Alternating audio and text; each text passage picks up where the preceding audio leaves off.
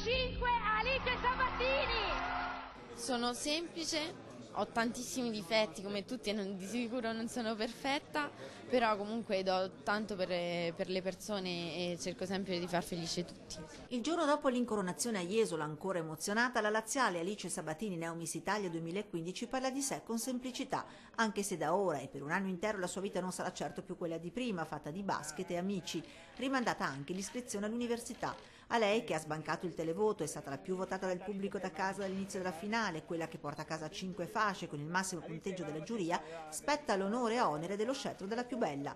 A seguirla a ruota è la trevigiana 18 anni di Roncade Letizia Moschin, a lei la fascia di Miss Sport, l'unica delle 3 venete arrivate alla finale e soprattutto a salire sul podio, anche se al secondo posto.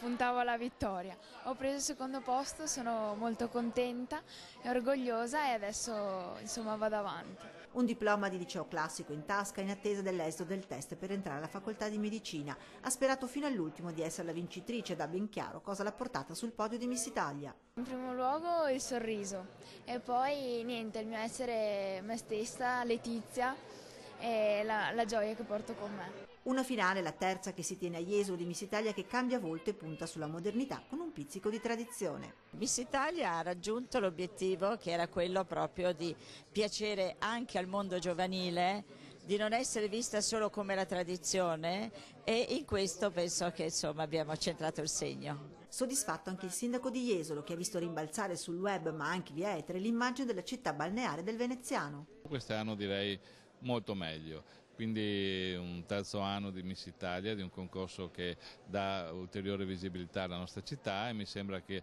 almeno dai commenti che ho sentito stamattina dai miei cittadini, sono sicuramente positivi, un grandissimo spettacolo, quindi è piaciuto.